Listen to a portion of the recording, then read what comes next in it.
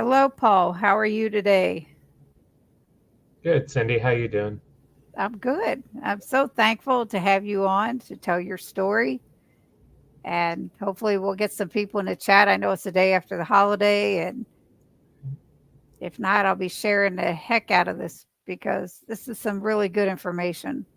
Yeah, well, thank you very much for the invite to have the chat.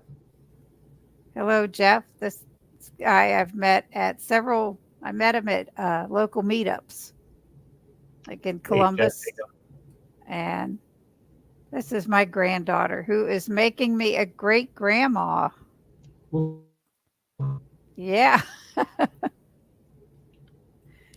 But yeah, so a little bit about your background that people may or may not know. Sure. Well, pretty much going back into my teenage years, I've led a very, very healthy life. I've been an athlete all growing up. Um, I found the sport of volleyball when I was 15 years old in high school and decided that was going to be the sport I pursued going forward. Um, Luckily, in high school, we had a great team, did very well in our state championships. And I went to college with a scholarship in volleyball and pursued my education through there. Around the time I was about 19, I found the sport of beach volleyball. And it's a little bit different than the indoor sport, where on the beach, instead of teams of six, you have teams of two and everything else stays the same. The court dimensions are the same. The rules are the same for the most part. Couple different rules in the doubles game.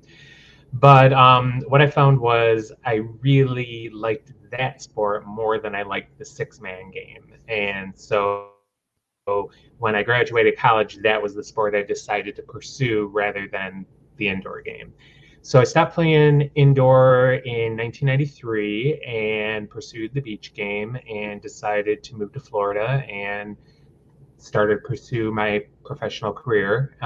Lived in Florida for a year, had some success down there, and moved to California and had a wonderful professional career out there. Um, didn't go 100% smooth because I had two knee injuries, which both required surgeries Yep. in 1997 and 1998. Because I'm not the tallest player in the world, it did affect my game. I still had some success, but not the success that I was having prior to those knee surgeries. Flash forward to 2004 and 5, I ended up having two really bad shoulder injuries, left shoulder first, then the right shoulder. The Wow. three surgeries that I had, the two knees and the left shoulder, I did the surgery, recovered from them, had a wonderful physical therapy, and was back playing my sport in about anywhere from 4 to 6 months after each surgery, which was I was ahead of the game with the protocol. But the right shoulder was the kicker. When I woke up in recovery, I was in so much pain, much worse pain than I had from any of my other surgeries. The rehab was terrible. I had no strength in it. I just was not rehabbing well. It took a long, long time before I was even remotely ready to get back into the sport. But I rehabbed enough. I did what I needed to do and was able to get back. But what I was noticing was about a year after that rehab was done and I was back playing the sport, I was having some really weird feelings. A lot of dizziness, a lot of off balance type feeling to myself. But I was just kind of ignoring them and just pushing through because that's what I did. Whatever Right. it took to play my sport, that's what I did. Yep. But so I just pushed through and pushed through and pushed through. And I used to go to Australia every during their season, which was their summer season, is opposite of us. Our summer is their winter, their summer is our winter. So I would Right. finish out my season here, I would travel down to Australia, play their season, then I would come back and make it just a year-round thing. I was competing 10 months out of the year every year. Hmm. When I went down there in 2011 or 2012, sorry, um, I just was not having a good time down there. The dizziness was not going away. I was feeling like crap the whole time I was down there. I was having to pee all the time. I was having just all this health challenges that I just couldn't figure out. Now, the reason I wasn't equating peeing all the time and a really excessive thirst to diabetes was because I had just had the surgery, and it was the first time I ever had to take painkillers, and I thought it was my body's way of trying to flush the toxins out of my body. Excessive Right. thirst and the excessive thirst led to the urination. There was just no correlation in my mind that this could have been diabetes. Number one, because of that, but number two, I had been healthy all my life. There was Right. no reason to ever think this could be anything diabetes, type 2 or type 1. So I just ignored everything and I just kept trying to push through. But it got to the point where I couldn't even finish tournaments. Like I would get down into the fifth match of the day and I was just like, I had to tell my teammate, I'm done. I just have nothing left in the tank. So I ended up coming home from Australia early before the season down there was done. And I finally met with my doctors and telling them, what was going on. And I was diagnosed with everything under the sun. Still not diabetes, but I was diagnosed with Wow. nine positional vertigo because of all the dizzy spells that I was having Mm. and all of this weird feeling. They had diagnosed me with vertigo and these exercises to do at home and all this physical therapy stuff, and nothing was, helping with any of it. So that led me into the year 2013. What I was noticing then, and what my friends were starting to notice, that I was losing a crap ton of weight. I had always been a healthy 165, and I was noticing that my 32-inch waist jeans were starting to feel really, really loose on me, where I needed a belt for them. And that made absolutely no sense because I was eating like a horse at the time. I was eating carbohydrates, so you Hmm. know, whatever. It just there was no reason I should have been losing weight. And that brought me into the late parts of 2013 and early 2014, where I took a look at myself in the mirror and I could actually see my rib cage. My body had cannibalized itself so much that I was down to 109 soaking wet from 165. Wow. And Holy cow. I didn't even realize it until somebody took a photo of me, and I've still got the photo on my Facebook. Um, my jaw, you could just so emaciated. It just couldn't believe it. And the rib cage, it was, I mean, it was just bad. It was just really bad. So in 2014, in about May, I went to my primary again, and I'm like, look, it's not vertigo. They thought I had a parasite because I got back from Australia and I was starting to lose weight and all this stuff. I was treated for a parasite. I'm like, it's not a parasite. There is something going on. They finally took a blood sugar test on me, and my fasting blood sugar was 445. And I Oh was my like, word. yeah, I was like, Fasting. yeah, Oh, fasting. Yeah. So I was like, okay, what does this mean? And my PCP was like, well, my guess is you probably have diabetes. And I'm sitting there like, type 1 or type 2. The only thing I knew about type 1 was that you had to take insulin for it. There was no mitigating mm, that. And he's like, well, I would think type 2 because you're an adult and you have no history of it in your family, and the whole 9 yards. But in the back of my mind, where I was hoping that was the diagnosis, in the back of my mind was like, I knew what the presenting circumstances were with type 2 insulin resistance. And I'm like, I didn't lead a life of what was I perceived to be type 2. I was a very active individual. Yes, I ate carbohydrates, but I was always working out. So there was no reason why I should have been having the bouts of insulin resistance that I perceived as type 2. And but he put me on metformin as they do and told me, mm. get as much exercise as you could, which to me that's no big deal, and try to cut back on all the carbohydrates that I could, which okay, I can do that. That's not a problem. So I cut out all the breads, all the starches, all the rice, all, what I perceive to be carbohydrates. But they didn't tell me like a couple things like sweet potatoes would not be a good idea. That, regular potatoes, no, I will avoid those. But sweet potatoes, no, I can have those because those are healthy carbs. I can do those. And what was the other thing that I was like, oh, I think my doctor said Cheerios are okay because they're whole grains. And I was like, yeah, but that's 20 grams of carbohydrates. And he's like, yeah, that's good. And in the back of my mind, I'm like, good. That's 20 grams of carbohydrates. I don't think I Yep. should be eating that. You're But I lucky that your doctor told you that because Brian's physician, he told him, "Oh, you need carbs." oh, yeah, And it was yeah, crazy. It was just crazy. yeah. But I'm sorry. Go ahead. No, that's totally fine. No, as a type 2, I think they're telling you that you can eat more carbs than what typically you should be eating. I mean, low carb never Mhm. even entered this, at that point in time.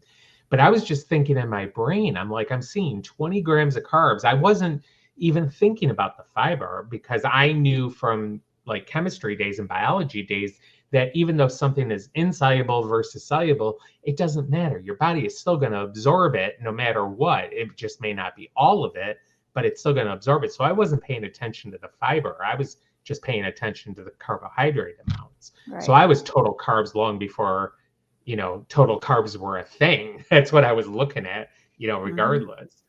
So I was trying to cut back as much as I could. But I was looking at the wheat bread and I was looking at lower carb wheat bread. So I found some lower carb bread that were 8 grams total. Again, before the keto breads were out, I was like looking at low carb and I'm like, okay, eight carbs total for a slice. I can fit this in. I can do this. So in my brain, I was doing the right thing, but my body was still like, dude, you're still not understanding this. Okay. Mhm. Because 3 months later, I went for another blood work and my blood sugar jacked up to 490. And that was fasting, even though I was still trying to get as much exercise as I could, trying to reduce the carbs as much as I could, or what I thought I was doing was reducing the carbs. Turns out I wasn't. Um, at that point in time, the end of my PCP was like, okay, I've done as much as I could with you. We need to refer you to an endocrinologist. So my 109-pound soaking wet body traipses into the endocrinology office. I sit in her office waiting for her to come in. She comes in, and now remember, this is 3 months after the fact. She comes in, introduces herself, shakes my hand, and says, "You need to go to emergency now." And I'm telling them, and I'm calling them to tell them that you're coming. And the belligerent athlete of me is like, "What are you talking about? Why do I need to go to emergency?" And I'm like, I can do this. Just tell me what to do. She's like, "Tell you what to do. You need to be on insulin." And I'm calling them to tell them to run these sets of tests on you, to confirm it. Um, but I'm still fighting. I'm like, I don't need to be on insulin. I've got this. Just give me the whens and wheres and I can do this. I'll work out every single day and I'll totally just eat protein and we'll call it. I don't have to be on insulin. And she's like, that's when she gets into my face and she's like, I'm trying to save your life. Get to emergency. So me, I'm like, now you're just being melodramatic. Really? I'm trying to save my life. Give me a break here. But I knew that everything that I was doing wasn't helping. So, okay, maybe I should go to emergency and see what they've got to say. So I went to emergency. I ended up staying overnight in emergency. They got me on an insulin drip and no food that whole entire night. Now, when you're diagnosed as diabetic, your metabolism is so hungry because you're not absorbing any nutrients that you're eating and they're just going right through your body, that I was starving every 2 to 3 hours. I needed something to eat. So at that point in time, going the entire night without something, I was like, God, give me a break here. So, but I was able to make it through on the insulin drip all night long. The fasting blood sugar came down from 490 to 93. Okay, good. 93. Yes. Decent blood sugar. Ask me what they brought me for breakfast into that room that next day. Yeah, this is A like lot of carbs, no doubt. 99%, yeah, 99% sure I'm diabetic at this point, whether or not type 2 or type 1, we're still unsure. They bring me in 2 pancakes, 2 eggs, a thing of yogurt, uh, half a pint of milk, and a cup of orange juice. And I'm sitting there like, wait a minute, this is a lot of carbs sitting. I'm going over in my brain, not saying anything. This seems like an awful lot of carbs if I'm like supposed to be, diabetic. I'm like, I don't think I should be eating all this. So I ate and I had the appointment to go back to the endocrinologist later that day. So I'm like, let me just eat the yogurt, the eggs. Oh, and there was also a banana on that tray. I go, let me eat the eggs, the yogurt, and I'll have half the banana, and hopefully that'll all work out. Yeah, that all worked out great because later on I went to the endocrinologist and my sugar went up from 93 to 385. Holy So mackerel. yeah. So, oh, and I also did I have lunch? I don't think I had lunch in the emergency, but yeah. So that was crazy. That Mhm. what I perceived to be a small amount of carbs jacked my blood sugar up almost 300 points.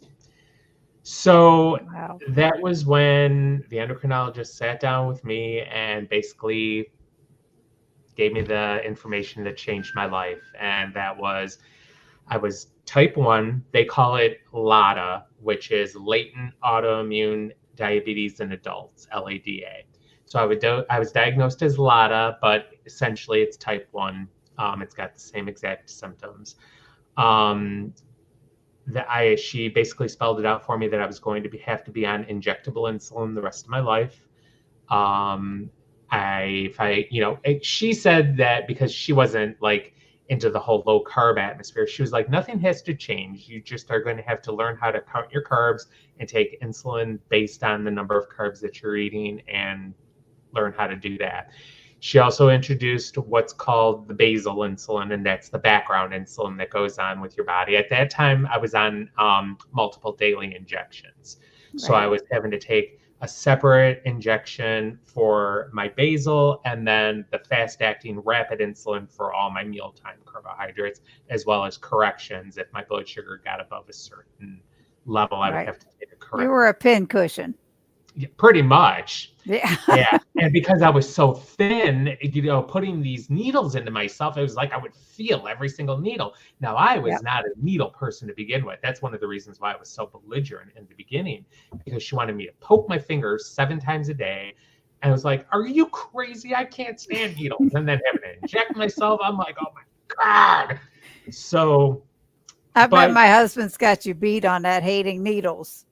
yeah. If he gets a flu shot, he has to lay down. If he Oh, gets me blood too. work, I he have to has lay to down lay when I get down. blood work done. I He have to, yeah, does, or he'll every pass out. yeah, same. And it's funny That's because like wild. I could watch the needles go into my abdomen because they were those small little pen cap needles. So I Mhm. could watch the needles go in because you didn't even feel them. But I still to this day have to lay down when I get blood work done and I have to turn away and I have to tell the girl, you have to give me first when you get done swabbing my arm, touch where the needles you're going to put the needle and then give me a 3 2 1 countdown. There's a whole procedure with me with this thing. Well, Brian, if you're listening, you're not the only one. Nope. Nope. And they're like, and every time I go in, I'm like, they're about to bring me into room 2. I'm like, I need to go into room 4. They're like, why? I'm like, I need to lay down. Are you serious? Don't judge me. That's so funny. I'm gonna go through some of the chat and then we'll get back to us. This is my Sure. sister Deb saying hi. Sherry. This is Lynn. This is Lisa, and I have to say, I'm so sorry Sana could not make it today. She's got a power outage at home and just let me know about, I don't know, 4:30, 5 o'clock that she couldn't make it. It's Lisa. This is Charlie. A lot of these people that I have met at meetups, like I was Yep. saying. A lot of them I've chatted with in the 2KK and the Mighty Networks. Lisa and Right, James. right. And This, I believe, might be my niece. I'm not sure. I haven't. Jeff saying hit the thumbs. This is Karen from Low Carb Spin. Low They have Carb a great Spin, I watch channel. your videos. They are Yeah. fantastic. I'm Yeah, they telling really you. are. They're nice ladies. I like them a Yeah, we lot. got to meet them at Hack Your Health. So Yep, I it saw was that. great. They're fantastic. Like that shared. Yeah, wow is right, Jeff says. Oh, wow. Oh, it It's gets just, better.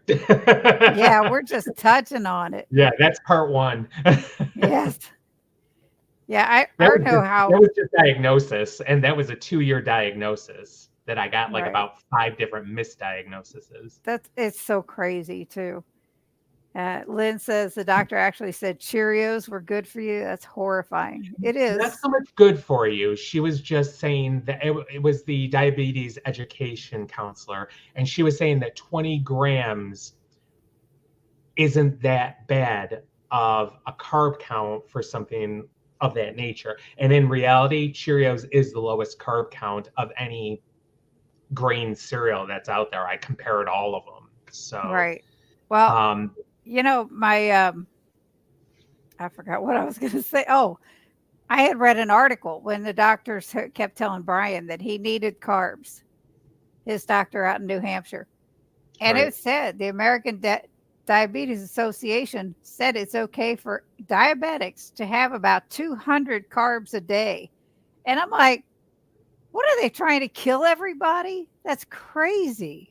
Well, their Sherry idea said it is sounds like what they tried to feed my diabetic husband at the hospital. Yep, it's right. crazy. Their idea is that you should be able to eat whatever you want and dose the insulin for it. But the problem Yeah, is, not all carbs are created equal, and they're going to hit the body at different stages, and you're supposed to keep up with that with the insulin, and it's impossible to do that. It's right. totally And impossible to do that. not only that, at least you're still alive to tell the tale, Karen says.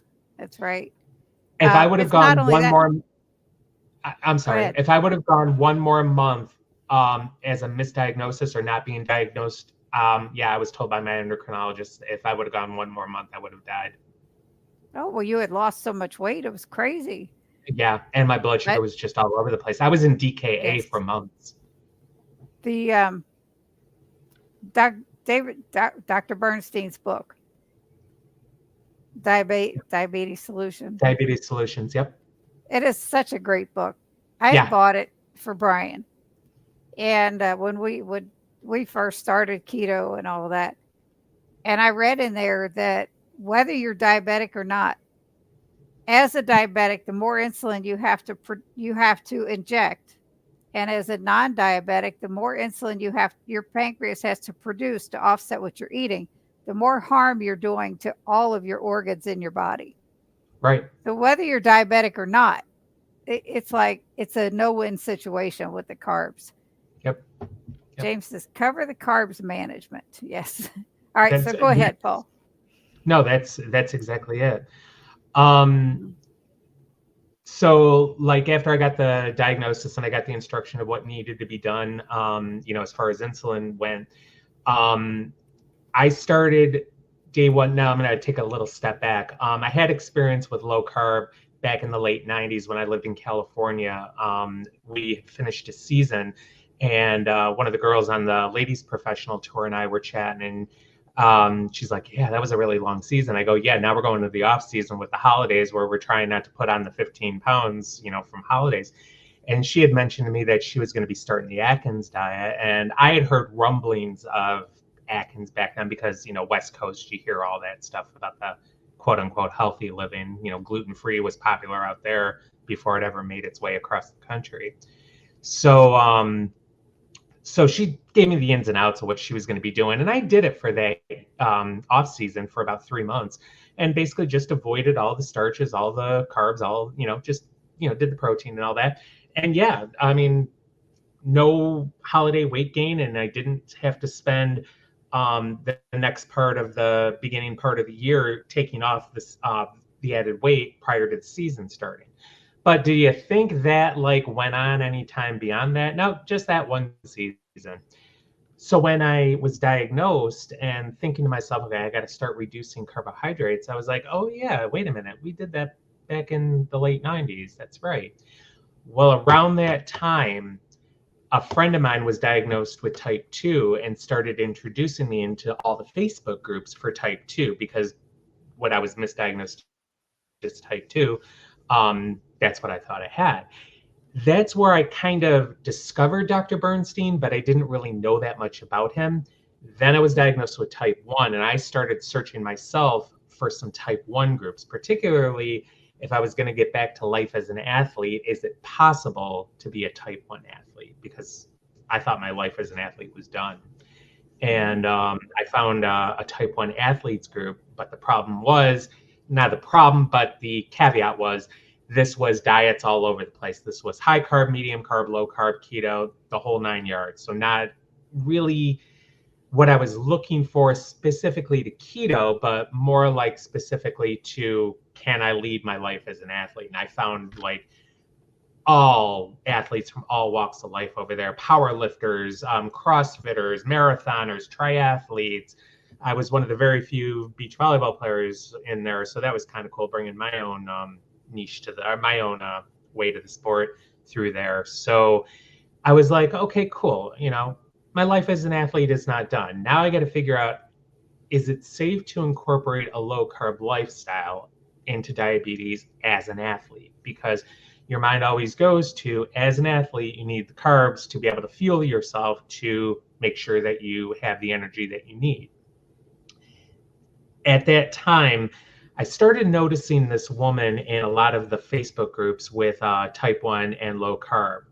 And turns out that she was a really elite level cyclist. And so I started paying attention to a lot of things that she was saying with type 1 and low carb and how she did her protocols and what she was doing. And what really drew to her was that she had the most sarcastic wit to her. And I was like, okay, I got to get to know this girl because she's funny and she's informative. And so I direct messaged her and I was like, hey, what's up? Been paying attention to you in the type 1 groups. I really want to learn more about low carb type 1. How do I do this? What should I do? Do you have any resources?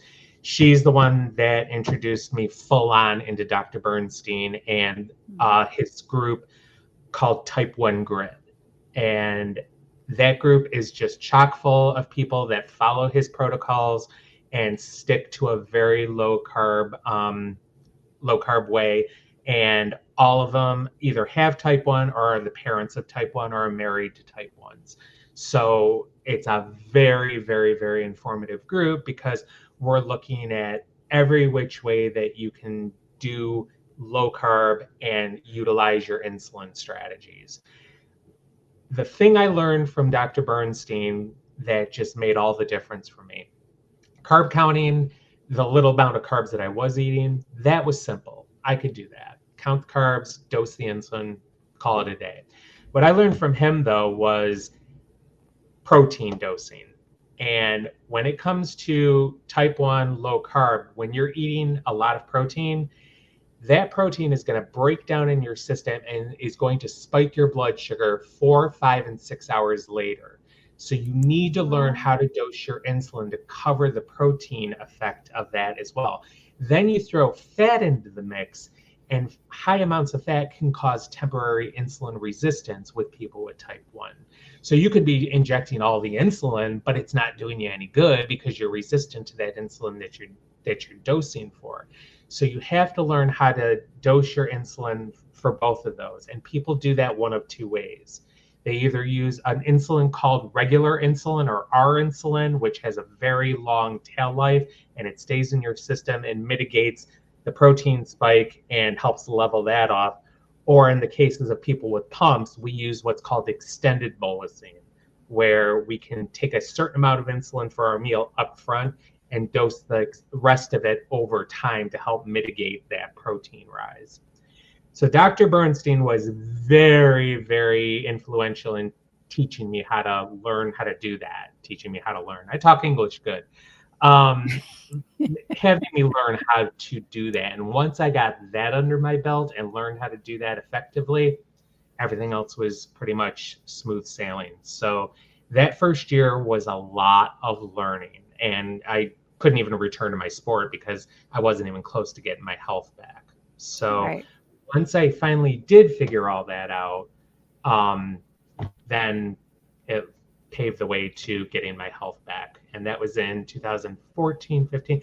By about 2016 was when I was really starting to turn everything around. Right. My Sherry oh, has a question. yeah. What does a day of eating look like for you?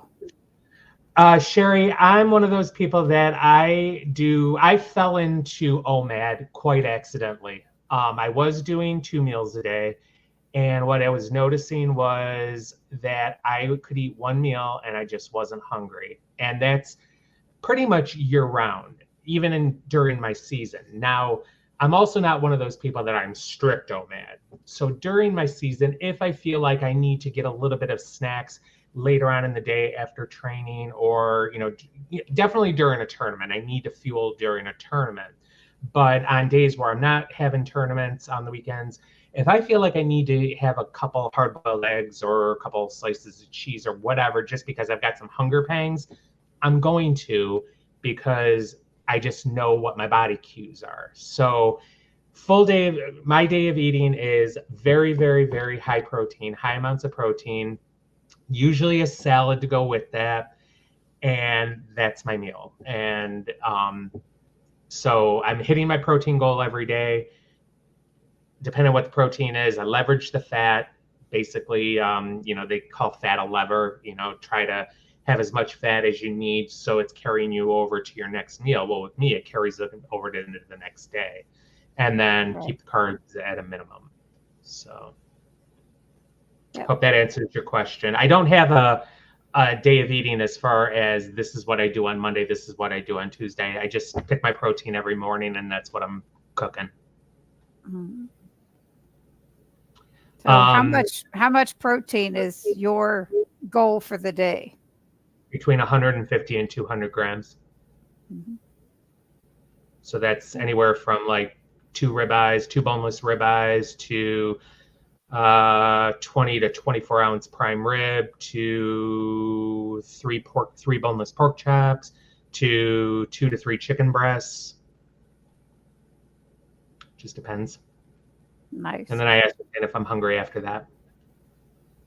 Very nice. Yeah. So did you have any issues when you started getting rid of the rest of the carbs for the most part? Did you have a hard time transitioning? Because you had already No, been delving into the low carb stuff anyway. right.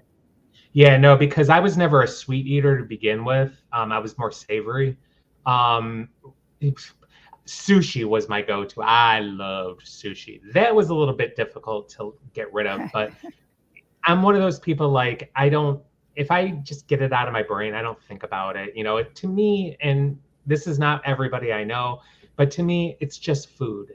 Food doesn't have a hold on me. If I need to lose food because of health, I will. And I just make the decision to do it, and I do it.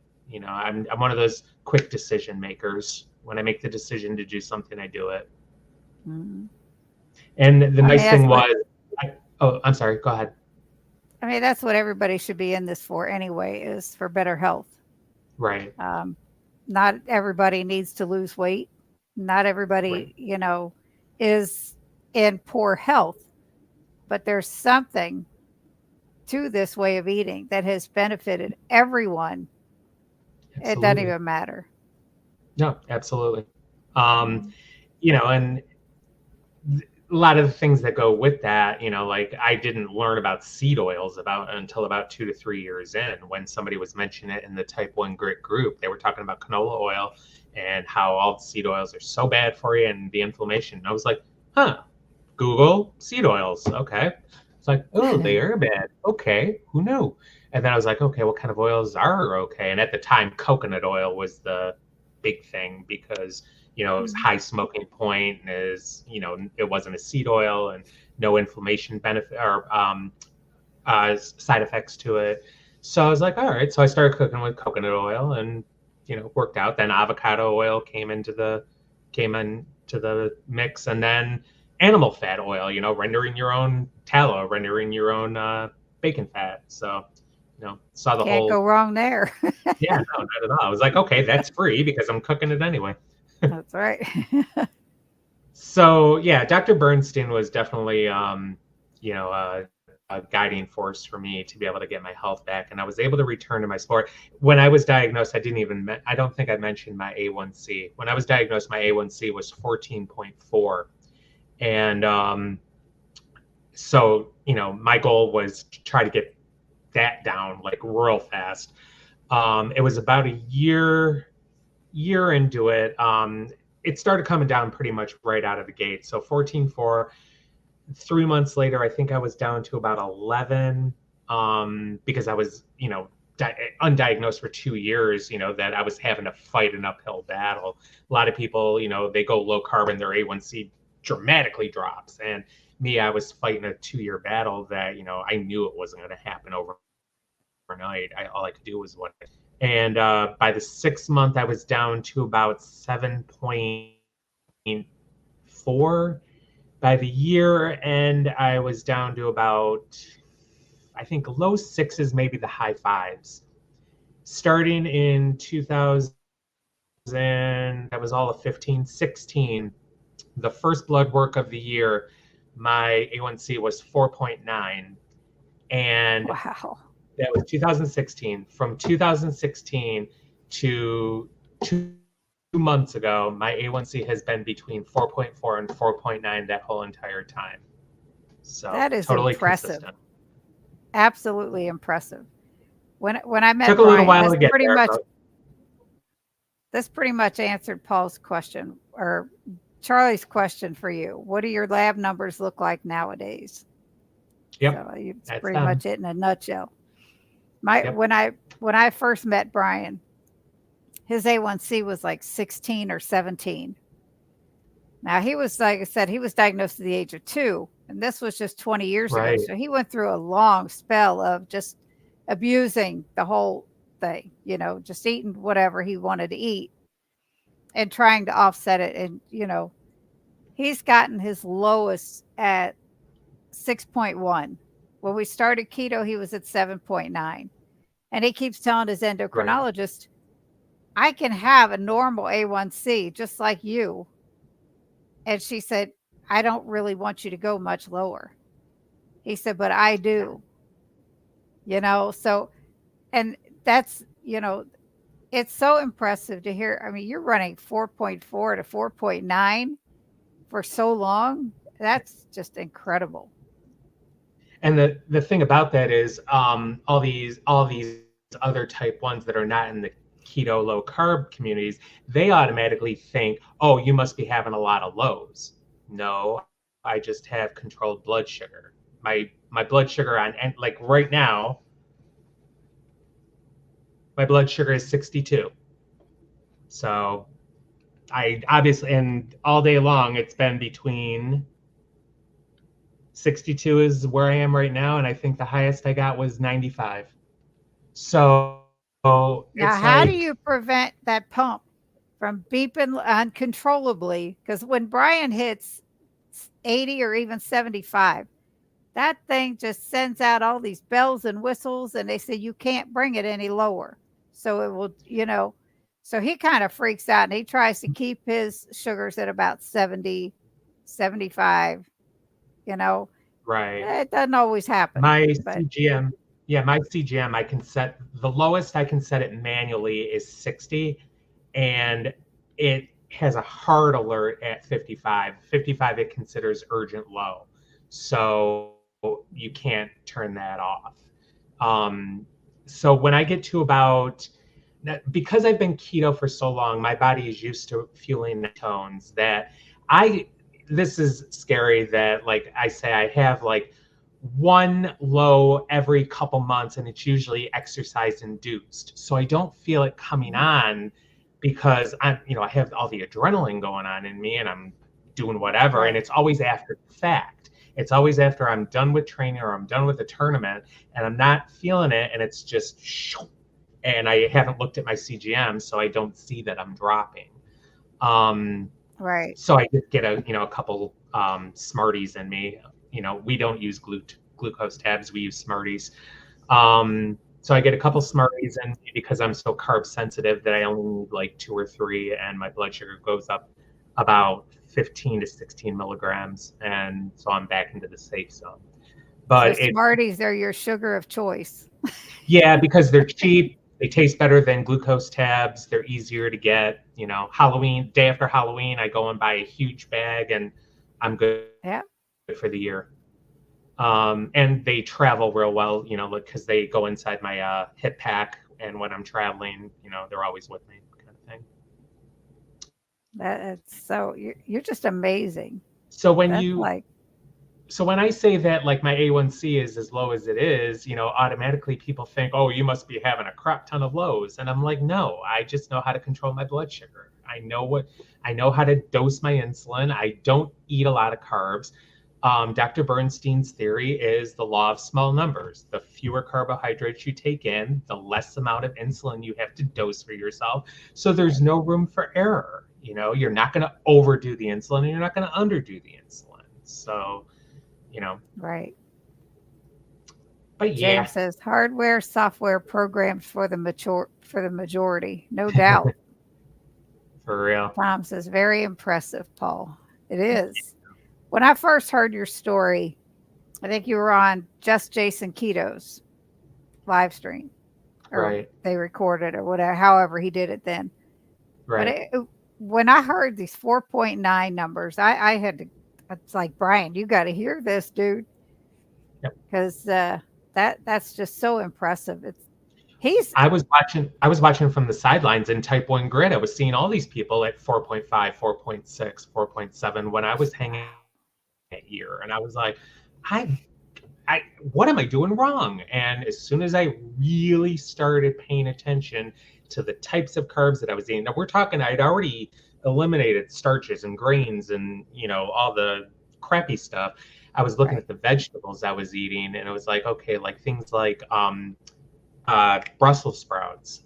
I can't eat them. They affect me really bad. They, for some reason, they affect my blood sugar, and mhm, so I have to pick and choose when I have them, and I have to dose insulin about 20 to 30 minutes ahead of time before I eat them.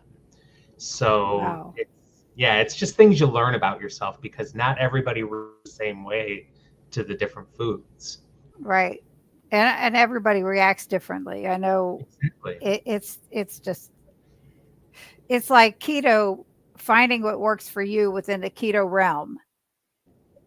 It Mhm. with a diabetic, it's finding that sweet spot that works Yep. for you. Because Brian is like, oh, he has a tough time sometimes.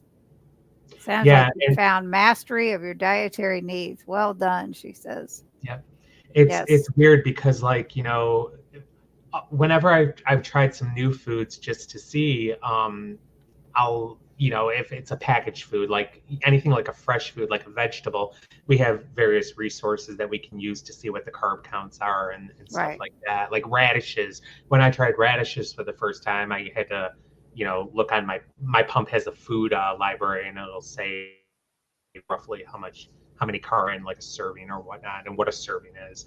So the first time I tried radishes as a potato swap out, I dosed what it told me that the carb count was, but within 30 minutes, my blood sugar was on a super spike. And I was like, what is going on? Then I realized, okay, radishes affect me differently than they probably affect other people because I know wow.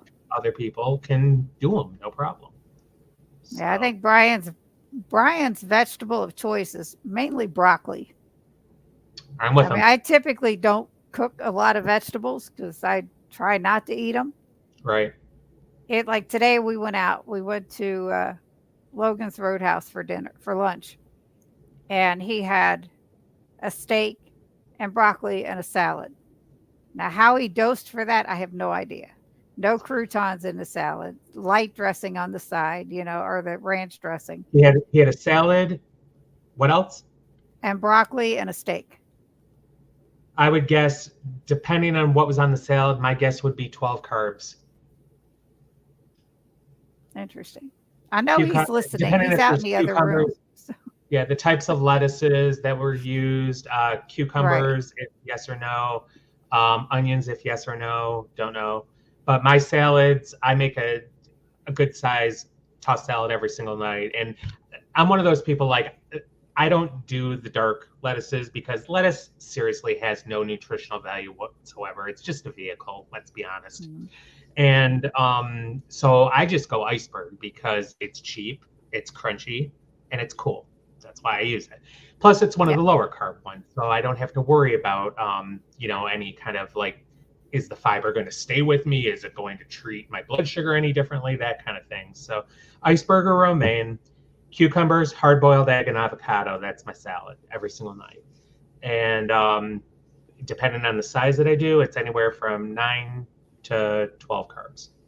Yeah. So Well, now he with had his his salad. Obviously, it was made at the restaurant.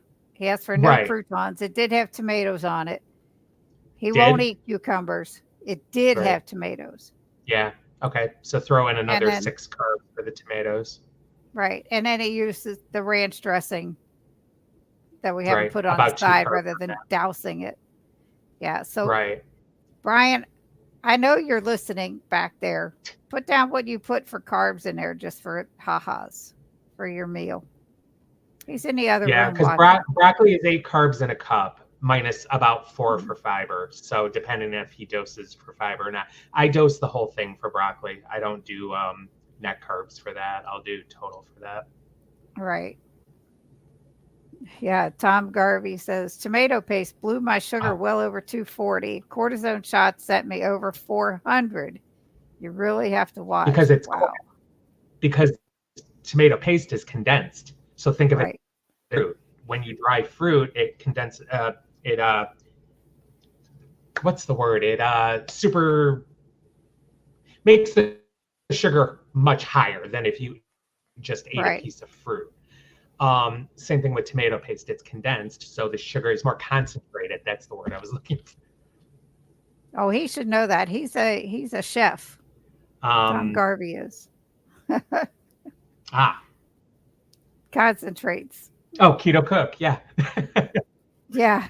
Tom Garvey, the keto cook. Yeah, see, that's And the Charlie thing. I said mean, I've always loved to concentrates. cook. Yes, thank you. um, I've always been like a cook. I love to cook myself, but ever since starting, you know, like hard in on keto in 2015, um, like very rarely do I go out to dinner. The only time I really do, one of my jobs that I have is I'm a quality assessment officer with various restaurants in the area. So I'll go into the restaurants and I'll, as a mystery shopper, if you will, and I'll, you know, uh, rate them on customer service and timing and cleanliness and all that stuff. So one of the big clients that we have is Outback Steakhouse. So that's about the only time I go out to eat is when I get a mystery shop for Outback Yeah, because somebody else is paying for it. that's right. That's good. That's good. The only reason we went to Logan's today is I had a 20% off coupon for anything over $25. So, you get a steak, it's going to be over that. Oh yeah, I'm all about the coupons. Charlie wants to know, do you ever have cheat meals? I can't, Charlie. I just can't because I've been on keto for so long that if I have a cheat meal, I'm going to be having high blood sugar for 3 days and I'm going to have to dose insulin and dose insulin and dose insulin and keep dosing insulin for 24 to 48 hours to even get my blood sugar back to normal. There's been times, you know how you're not supposed to, and I'm sure you know this, Cindy, with Brian. You know how, like, when you inject insulin, you're not really supposed to do any kind of exercise because it ends up super speeding the insulin, and then there's a chance you drop Mhm. low. There's been times that I'm up over 300 because I thought I could handle, and I dosed about 3 units of insulin, 3 or 4, which is a lot for me because normally I only dose 2 for a meal. And so I dosed about 3 or 4 units of insulin and went for a run just to get that insulin to work faster to be able to get my blood Ooh. sugar back down because I was so high. So that happened once, and I cannot afford cheat meals. I just can't. No, it's not worth it. That's why Brian just stays pretty strict. This is my Right. husband, this Dale 38S. He was a big Dale Earnhardt fan. He dosed 30 units but he also had grilled onions and mushrooms on his steak. You took 30 units of rapid acting? He Ooh. uses Humalog, so I don't know if that's Yeah, fast so do acting. I. Yeah. Yeah, I use that too, but 30 units? That's a lot. Yep. Ooh. What's your insulin to carb ratio, Brian? That's And that interesting. shows on his pump, right? Right. Well, technically you should know it, but even if you don't, yeah, it's on your. I was Tom making Garbage, no I was sugar making barbecue. no sugar. So Oh, introducing sorry. some veggies back into my diet. No good. Yeah. Yeah, yeah. I don't You care know for what's them. I was like, what's funny is I do better with Sweet Baby Ray's sugar free, and occasionally I'll have G Hughes, even though I don't like it as much. I do better with them than I do if I try to make my own sugar free barbecue sauce. Because yeah, I the like fresh the ingredient hit my blood sugar for some reason. But I the like the fake G stuff, Hughes use the sauces. model. But we'll see if Brian can find that. I don't think it's in his Yeah, head. no, no big I don't. deal. It's just 30 just struck me as a lot because like my one meal, the most I'll take is three, and I have the same thing. It's like a protein, the salad, and if I decide to have broccoli, that's usually about 12 to 15 carbs. So for me, because my insulin to carb ratio is 1 to 6, for every gram of carbs I eat, I take, I'm sorry, for every 6 grams of carb I eat, I take 1 unit of insulin. So Maybe 15 grams of carbs maybe would what be he's about saying is maybe this 30 is how many carbs he calculated he would be eating. that could be. Yeah. That could be Okay. it. Because he didn't make that Yep. clear. I wasn't sure if that Yeah, was that makes more because that sense. is a lot. That is a lot. Yeah. 30 units is like, you know, that's somebody that eats all the carbs. They usually take Mhm. 30 units at once. Yeah, that could be what he meant. That he calculated 30 carbs for his Calculated meal. 30 carbs. Right. Right. That's probably about right because Um, the onions, the mushrooms, the salad, the broccoli, the yeah. tomatoes on Yep. the salad, that Yep. and the salad dressing. Yep. Yep. That does sound right. Yep. Yeah. So The yeah, question I I've asked got was how him many units using did it take? I was confused. he I got him started using a tracker, my fitness Mhm. pal. People may not think it's the greatest, but it's okay. It tells you how many carbs are in how much, what food, and how much. And he's done well with it, actually. Brian, what pump are you on? I don't know. I don't Or know do you the know, answer to Cindy? that. I don't. I know he has a Dexcom 7 for the Right. That's CGM. the I'm not CGM. sure. Yeah. I'm not sure Brian, what does your pump it pump is. have a food library in it? If you have an Omnipod, it does, but I'm not sure about any others. I know it's not an Omnipod. Right. I'm not sure if I'm not sure if the He just Medtronic came in the door. He can't T1D hear you. badass is in the house. What, Brian? A too slim? T Slim. Yeah, T Slim. X2 or something like The, that. yeah, the tandem. Yeah. I'm not sure if it has a food library in it. My Omnipod does have a food library, so just on a quick, if I have something new that I'm unfamiliar with, like I had to look up asparagus the other day. Yeah, he And said it rather does than not have a food library in it. yeah, yeah, and the newer Omnipods do not either. The Omnipod 5, I know, does not. I'm just So, replying about sauna. mhm. Yeah, but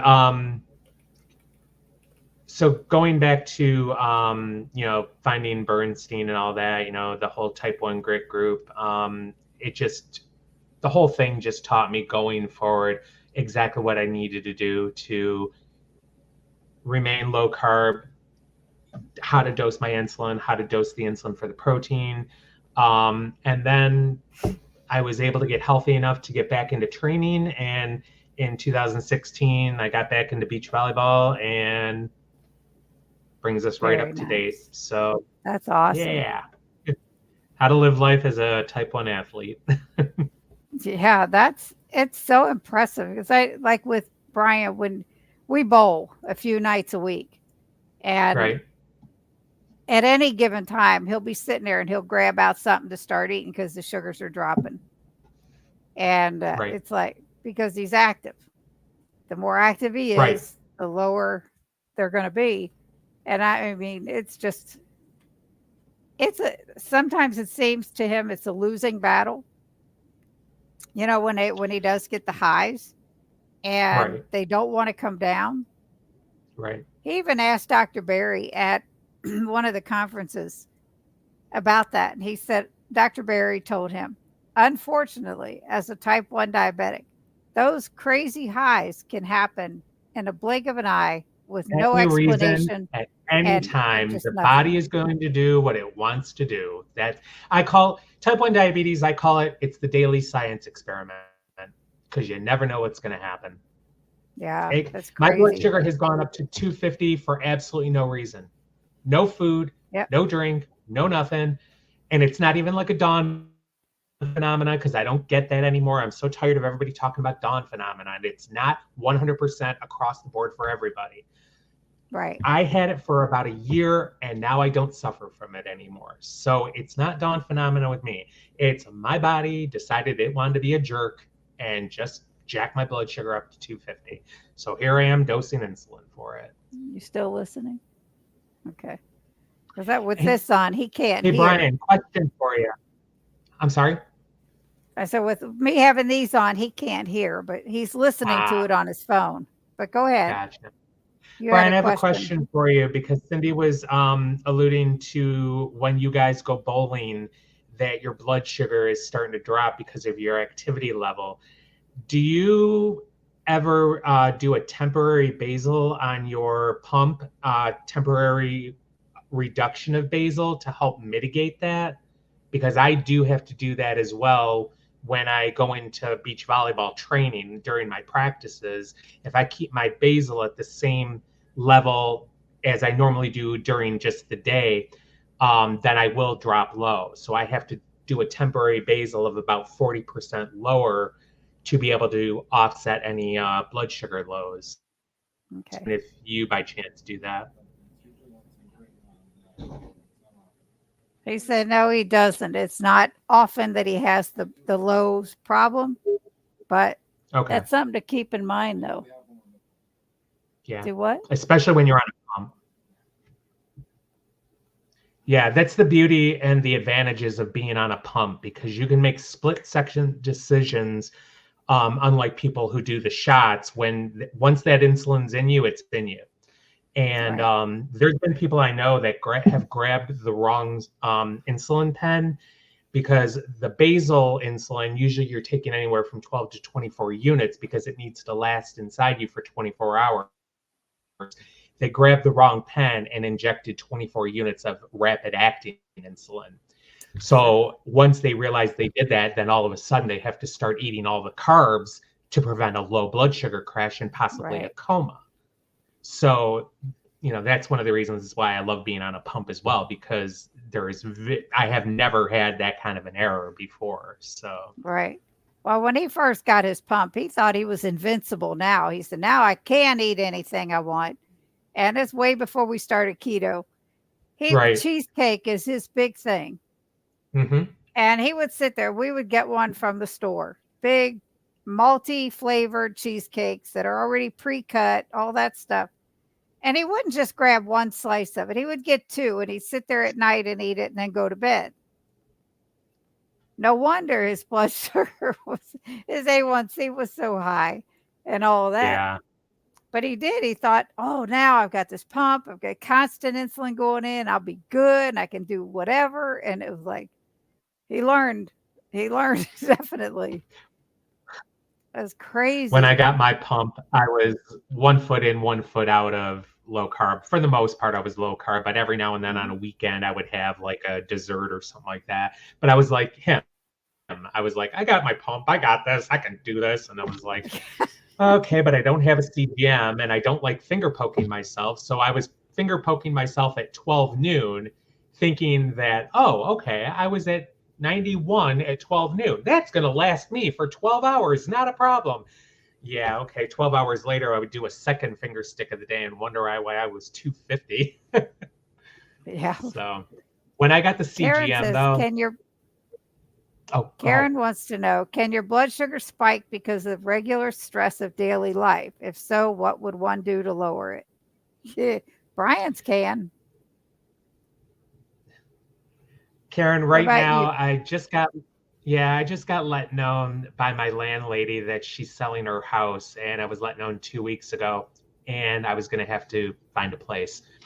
I have been under so much stress these last 2 weeks looking for a new place that my blood sugar has not been very cooperative. So the only thing you can do is dose insulin for it, or work out, just mitigate your insulin on a natural basis. You go for a workout and use whatever, energy that you have to bring it down on its own. But I haven't had time to do that, so I'm just dosing the insulin. Yeah. There are times where Brian will do that. I said, did you push some numbers in? And his doctor would tell him, don't do that. Don't try to trick your pump. Don't. I'm like, so you're just supposed to stay up there and let it linger No, and slowly come down?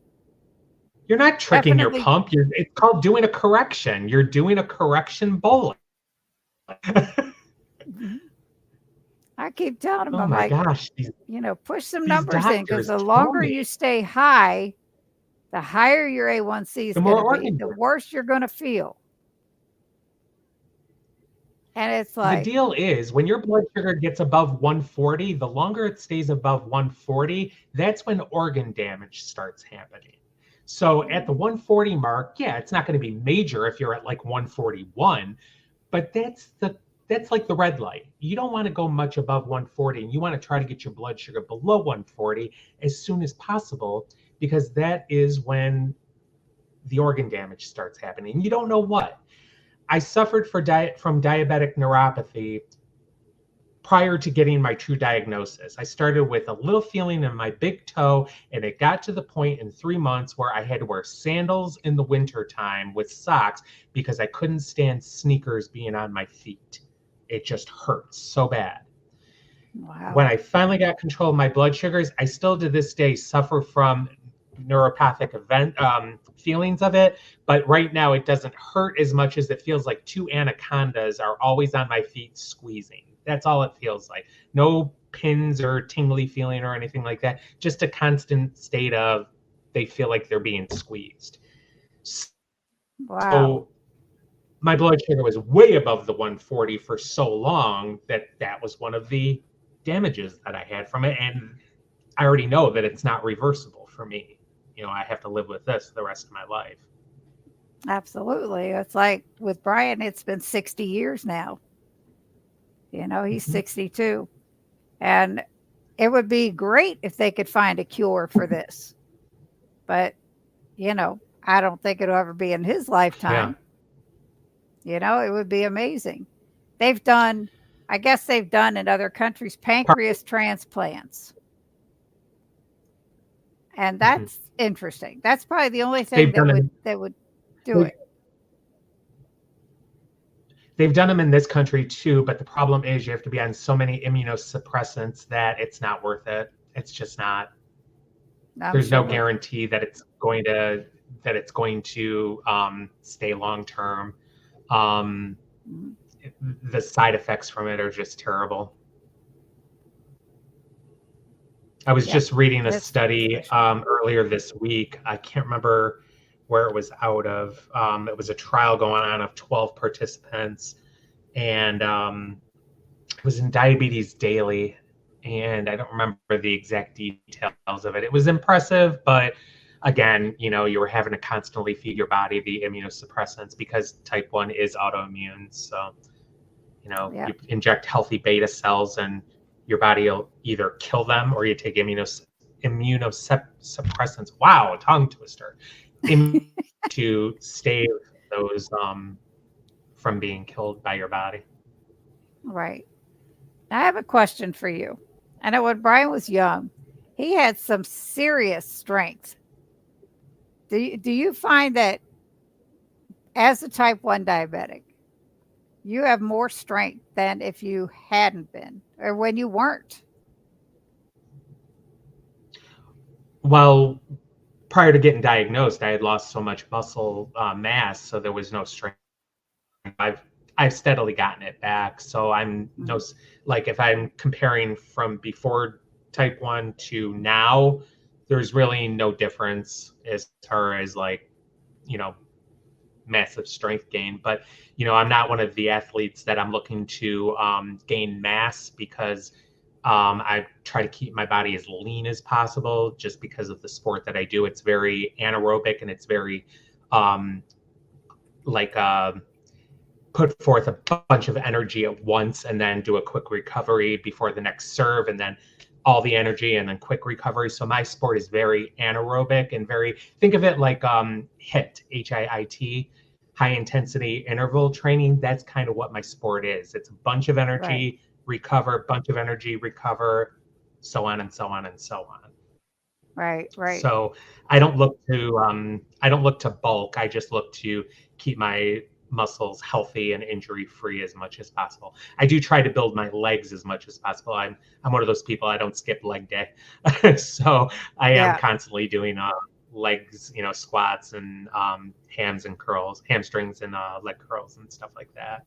And So, quadricep lifts and right. When Bryant was younger, he used to go play golf with his dad and his uncles and all that. And there was one instance that I've been told about that I don't know if it was a low or a high, but he had a sugar reaction, and they were trying to pin him down. It must have been a low, trying to or a high to give you some insulin, and he wasn't having it. He lifted these grown men off of him like they were nothing, and he was probably a teenager. And I'm like, okay, I'm not gonna make you mad, but yeah, he was right. just it was crazy because and he's lifted up the back end of a vehicle just because he could. Yeah. I mean, Okay. he used to be. He's lost a lot of that since as he's gotten older. Right. How, how common is it for an adult to be diagnosed of type 1 later in life? Seems like it's getting more and more common. That's it. It's becoming much more common. In fact, more of the people that I see are getting diagnosed as adults than I've seen with kids as of late. I'd never heard of it when I was diagnosed. I had never heard of adults getting diagnosed with insulin dependent type 1. Um, And how and old were then you when you were diagnosed, Paul? 44, so 10 years ago. Yeah. It'll be 10 years this October. He just told us how old he is too. But yeah, And my birthday's and April 1st. I'm sorry, And my birthday's April 1st. Go figure. April 1st. Nice. You're not a fool. Oh, we don't know each other that well.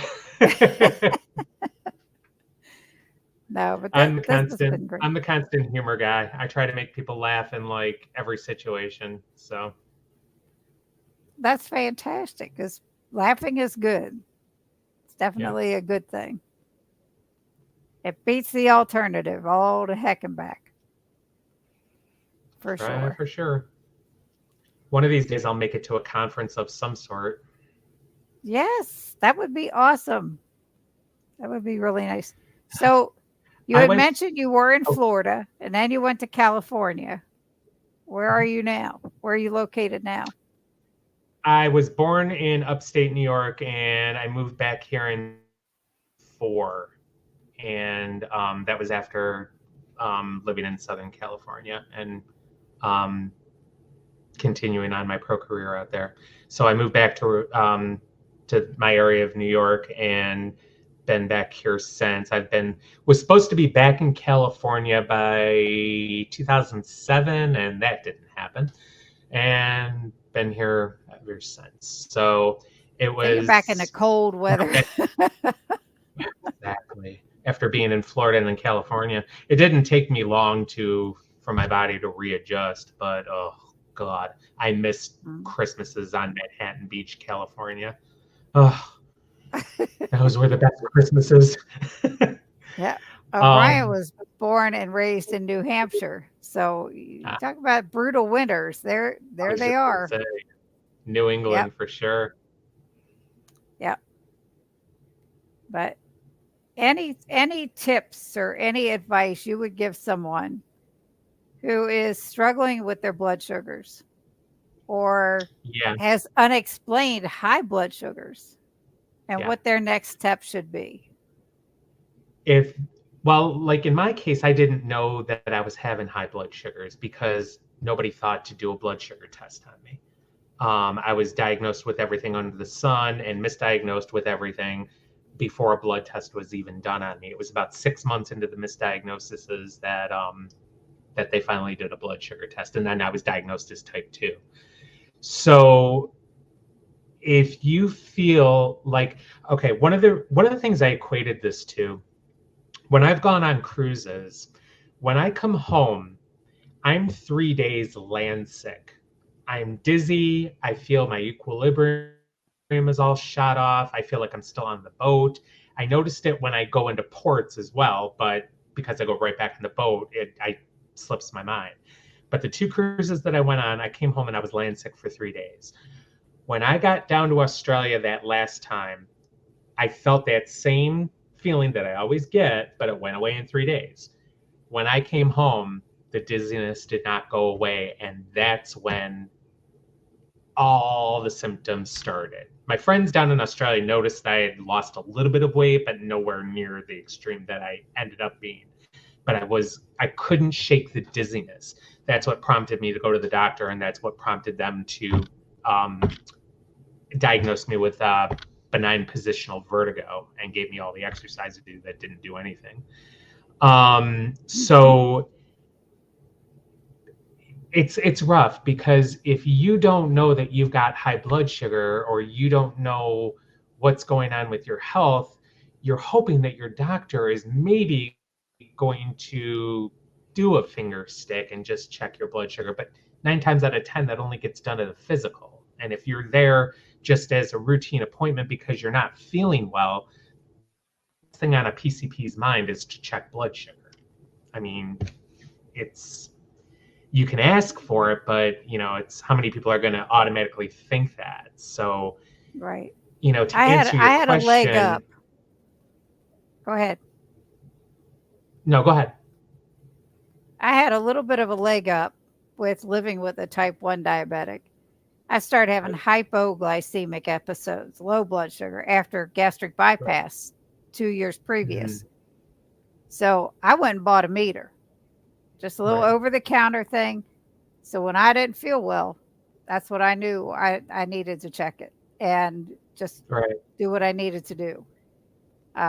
I was never diagnosed as diabetic. This is totally as a result of the gastric bypass that I had.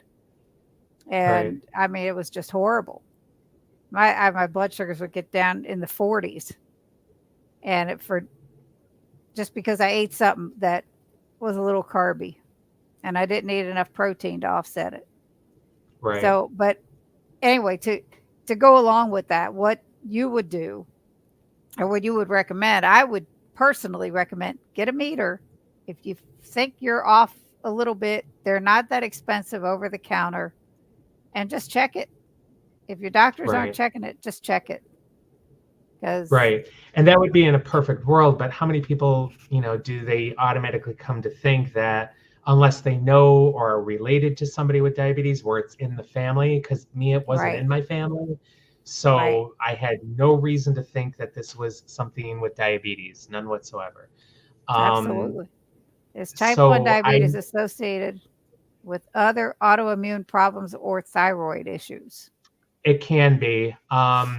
We like to joke that when you get diagnosed as type 1, the next autoimmune comes right with it. With me, 3 months later, I was diagnosed with celiac.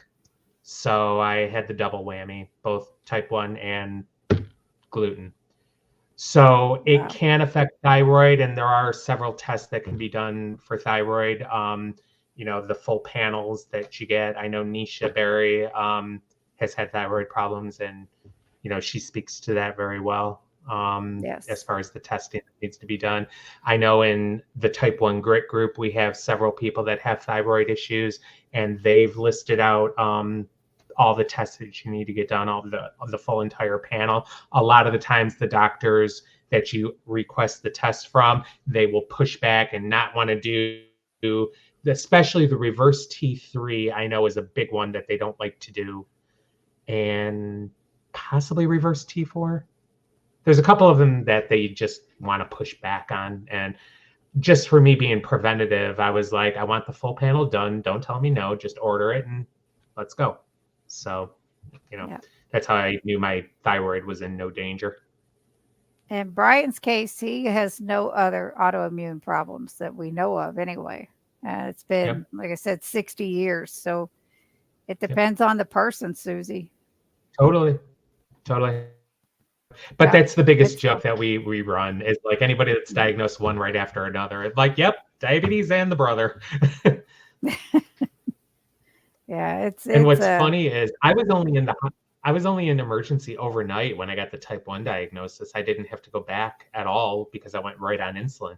When I got the when I got the celiac diagnosis, I ended up having, I don't even know what caused it. If I had to trace it back, I think I had soy sauce, which has gluten in it, and I could not leave the bathroom for like 12 hours, and I ended up passing out from dehydration. And I was checking my blood sugar all day long with my Dexcom, and my blood sugar wasn't low at all, but I ended up going unconscious because I passed out from dehydration. And my roommate called the ambulance, and they thought it was low blood sugar or whatnot, and were giving me all the glucagon to try to get my blood sugar back up. I'm like, I finally gained back to consciousness. I'm like, I did not have low blood sugar, but they get me in the ambulance, take me over, and it was 10 in the hospital before I got the true diagnosis of celiac. So 10 days to get the celiac, but less than 1 day to get the type 1. Wow. That's that's just crazy. Yeah. And then the meals they were trying to serve me while I was having celiac, while I was in for celiac. I'm like, you Don't guys tell me realize we sometimes they're more worried about gluten free than they are low carb with me. And I'm like, stop serving me all this stuff that I don't eat anymore. I just want meat and salad. That's it. yes. It's incredible what is being served in the hospitals, and you hear it so widespread across this community that I'm not going to eat it. You can give it to me if I'm not going to eat it. Right. Right. It got to the That's point where I requested the guy who was the head of food service came to my room every single night. And he's like, what is it exactly that we can prepare for you?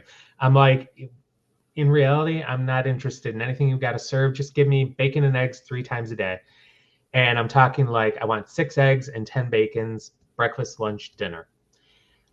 Everybody on my floor was so jealous of me because when they were bringing my meal down the hallway, all they could smell was the bacon.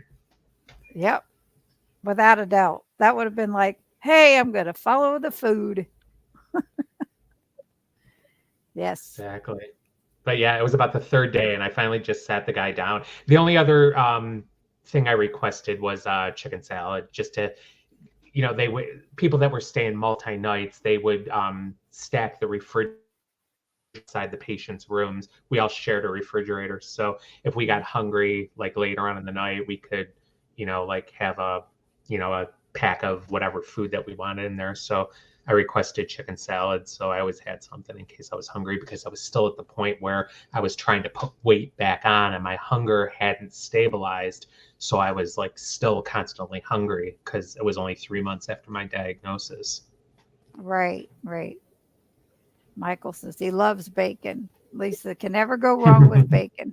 So that's for Nope. sure. And that was funny because like I was just starting to really embrace keto, because keto, it wasn't called keto back then. Back then it was called low carb, high fat. It was the Mm, LCHF phase of this whole dichotomy, if you will. right. And keto didn't really come into like nomenclature until about 2015 or 16. And that's when, it started making its rounds as keto. Um, I never embraced the low carb, high fat type of deal because Dr. Bernstein, before I even found him, I was like, why would I eat a bunch of fat when I really don't need it when I'm more about the protein? So I went low carb, high protein right out of the gate. And then I just consumed the fat that came with the protein. I just didn't add extra fat to it. Right. And then once keto came around, everybody was calling it the high fat diet, the high fat diet. I'm like, no, that's not what this diet is. Keto is extreme carb reduction. How you want to do your macronutrients after that, that's up to you. But it's not a high fat diet. It's also not a high protein diet. It's whatever you want to make it for yourself. But everybody in all these Facebook groups was, anytime I was talking to somebody about like a higher protein type of regimen, you're doing it wrong. Keto is high fat. It's not high protein. It's this, it's that. You're wrong. I'm like, and I had some knockdown, drag out arguments with people, and I'm just like, it's just low carb. That's all it is. That's the common denominator. Yeah, that's the keto police for you. They're going to come at you A no little, matter what you do. It doesn't even geez. matter. And see, I had been following. I don't know if you're familiar with a group on Facebook. They're called it's called Keto Gains. It's basically, they're not type 1, but they are athletes that are really into weight loss and weightlifting, powerlifting, that kind of thing. And Mm-hmm. the guy that runs keto, the two guys that run Keto Gains, Tyler and Luis, they have always been high protein, low carb. They do talk about calorie mitigation, and I do agree that calories matter. But I also know that a calorie is not a calorie. So you have to use some wise education when we're talking about calorie intake. Because if you eat 900 grams of fat every single day, you're going to gain weight. That's just the way it is. It's the same as eating keto treats. But if you're having something like a ribeye that has about this much fat and with this much protein, not so much. It's still a higher fat piece of meat, but it's not like you're just eating fat for the sake of eating fat. And that's what these people were telling these people with the high fat keto mindset. That's what they were telling these other folks to do who were new to the keto game. So, oh, you just need to eat more butter. Oh, you just need to eat more fat. You just need to add a ton of fat to your diet. Like, wait a minute, they're in this for weight loss. They don't need a ton and tons of fat. It's Right. That's not the deal. You want to make sure you're satiated, but you don't want to overdo it where you're taking in more calories than what your body could even remotely expend. Yep. So, Lisa has a question. She said, you yeah. don't mind that eating a high abundance of protein spike your blood sugar. Also, is there a cutoff when you stop eating for the day? Lisa, no, because the way I dose my insulin and the timing that I know my insulin takes, I don't ever get a spike. My blood sugar stays steady because of the timing that I do with my insulin.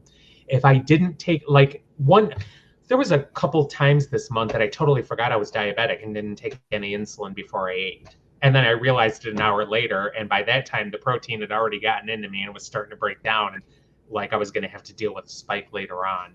But as long as I'm pre-dosing my insulin before I eat and I take a certain amount prior to the meal and then let the other percentage trickle on for over an hour, I don't ever get a blood sugar spike. So, and then is there a time I'm done? What does that Is say? there a Stop cutoff wearing the time gold? when you stop eating for the day? I think she meant Oh, eating. eating. Okay. I try not to eat after the one meal. So I usually eat about 3 o'clock, and usually I don't eat after that. Once in a great while, maybe once every couple weeks, I'll have a Ninja Creamy now that I finally have a machine. Um, but it's rare. I have to be in the mood for it. Um, so yeah, no, not usually. I usually stop about 4 to 5, anywhere from 5 o'clock is usually when I'm like cleaning up the kitchen and calling it a day. Nice. Yeah, we don't do Now one meal a day, but that's we've an done 2 meals. right. Now again, this is when I'm not in season. When I'm in season, then if I feel like I need more fuel, I just take more fuel and I don't worry about it. I'm not one of those people that, yes, I do OMAD, but I'm not like strict OMAD. I'd rather listen to my body and know what my body needs and give it the fuel that it needs than have to worry about, oh, I'm strictly an OMAD person. I'm not strictly anything. I'm strictly low Right. carb and that's about it. You're strictly a type 1 diabetic that's controlling your insulin, your blood sugar. Pretty That's much, what you yeah. strictly Yeah. are. And Like it's just I'm just fantastic. Yeah, I'm just basically, I listen to my body and I know what my body needs when it needs it, and I don't ever second guess it, kind of thing. I've gotten to know my body very well over the last 10 years. You have to, because they're not going to do it for you. Exactly. Oh, I Yeah. would pay somebody.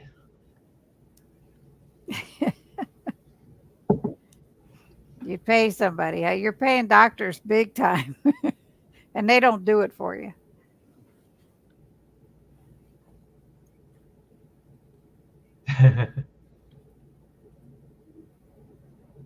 I know that like I'm a very niche type interviewee, like type 1, and you don't find many type 1s in the general keto community. Me and Brian, like when I got interviewed by Jason, we were talking about it, and I'm like, there's only 4 people that I know that are in the keto community Facebook groups that I'm in that have type 1, and Brian was one of them, and I only know 2 others besides me. Yeah. So we're not very widespread like we would be in the type 1 grit Dr. Bernstein group, where all of us are type 1 and all of us are low carb. Right.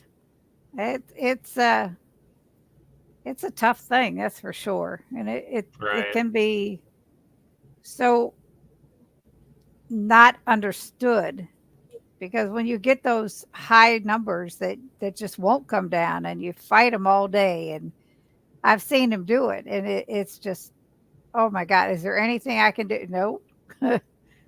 It's just going to That happen. some days you just have to. Now, some people, like Dr. Bernstein, talks about how to do an intramuscular injection. That's where you take a syringe with a certain gauge needle and you inject it right into the muscle, and it's supposed to um, have the insulin react much, much quicker than just taking a normal, like uh, dose through the skin, like, wherever you wear your pump or your take your injection. It's called an Right. intramuscular, and it actually reacts about 30 minutes sooner than taking a normal type of insulin dose. I've had the high blood sugars that I've had to dose through my pump.